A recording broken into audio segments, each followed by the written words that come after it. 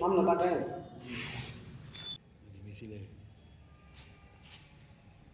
মন্ত্রী সকলেই জানেন যে মন্ত্রী প্রকাশ্যে সংবাদ মাধ্যমে উনি বলেছেন উনি সোর্স মানি নিয়ে থাকবেন। তারপরেও বিজেপি দল বা সরকার এই মন্ত্রীর বিরুদ্ধে কোনো ব্যবস্থা গ্রহণ তো দূরস্থ, না দলীয়ভাবে না সরকারিভাবে। এটা আমাদের যে উনি যে মন্ত্রমুক্তির শপথ পাঠ করেছেন তার বিরুদ্ধে এবং প্রকাশিত দুর্নীতির অভিযোগে তার বিরুদ্ধে আইনি ব্যবস্থা নেওয়াটা সরকারের দায়িত্ব কর্তব্যের মধ্যে পড়ে। পুলিশ সহযোগে মামলা নিতে পারত, এটাও লক্ষ্য করা যায়নি।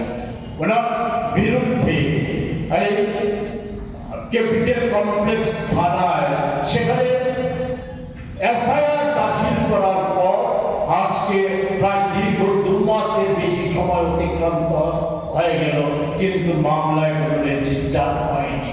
উপরন্তু আমরা আশ্চর্য হয়ে লক্ষ্য করলাম জিরো টলারেন্সের কথা বলা মুখ্যমন্ত্রী, যিনি স্বরাষ্ট্রমন্ত্রী এবং আইন দপ্তরের দায়িত্বে, সেখানে ওই মন্ত্রীকে সেখানে তাকে বাঁচানোর জন্য সেখানে সরকারি উকিল অ্যাডভোকেট দিয়ে ওনার সপক্ষে মামলা লড়ার জন্য কোর্টে নিয়োজিত করা হয়েছে।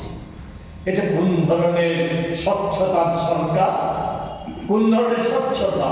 তাই এটা আজকে যেটা বলতে চায়, এটা হচ্ছে এই উৎপল চৌধুরীর ঘটনা, এটা হচ্ছে অনেকটা সকলেই জানেন ইতিহাস বিখ্যাত টাইটানিক জাহাজ ভেঙে পড়ার মতো।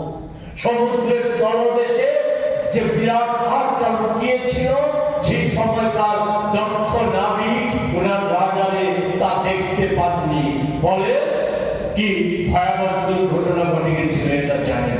আমাদের রাজ্যের দুর্নীতিটা এমন পর্বত প্রমাণ হয়ে গেছে যে এটা ওই উৎপল চৌধুরীর ঘটনা একটা সামান্য এই পর্বতের নুড়ির টুকরো না, কোটি কোটি টাকা হাফিজ হয়ে যাচ্ছে। আর এই যাচ্ছে কোথায়? কমিশনের মাধ্যমে তাদের কাছে যাচ্ছে। এই 18 সালের পর রাজ্যের ওই অংশের শাসক দলের এই একটা অংশের কর্মী, নেতা, মন্ত্রী, বিধায়ক, যাদের সম্পত্তি ফুলে ফেপে এতটাই স্ফীত হয়ে গেছে যে রাজ্যবাসী খোলা চোখে তা দেখতে পাচ্ছে, তারপরেও সরকারের টনক নড়ে না। প্রতিদিন নানা খবর প্রকাশিত হচ্ছে, আজকেও সেখানে খবর প্রকাশিত হয়েছে বিশ্ব ব্যাংকের বরাদ্দকৃত টাকা সে হেলমেট প্রকল্পে সেখানে কর্মসংস্থানের সুযোগ হচ্ছিল, সেই সুযোগ কেউ কাজে লাগাচ্ছে না, লুটপাট হয়ে যাচ্ছে, অর্থ লুটপাট হয়ে যাচ্ছে। আমি আর কথা না বাড়িয়ে মাননীয় মুখ্যমন্ত্রীর কাছে আপনাদের মাধ্যমে আরো একবার আবেদন করব, স্বচ্ছতা যদি জিরো টলারেন্স বা মুখের কথা না হয়ে মনের কথা হয়ে থাকে, তাহলে এটা কথা না বলে কাজে প্রয়োগ করে দেখা। শুধু বললেই চলবে না। উৎপল চৌধুরী পূর্বতন সরকারের কোন এক মন্ত্রীর আত্মীয় একথা বলে নিজেদের দায়িত্ব এড়ানো যাবে না। কারণ শিক্ষা দপ্তর বলুন, নগর উন্নয়ন দপ্তর বলুন, স্বরাষ্ট্র দপ্তর বলুন, এই দপ্তর 3টা দপ্তরের কথাই বললাম, আর ওই সড়ক দপ্তরে বলুন, এই 4টি দপ্তরেই অন্যান্য দপ্তরের মুখ্যমন্ত্রীর দায়িত্বে। ফলে মুখ্যমন্ত্রী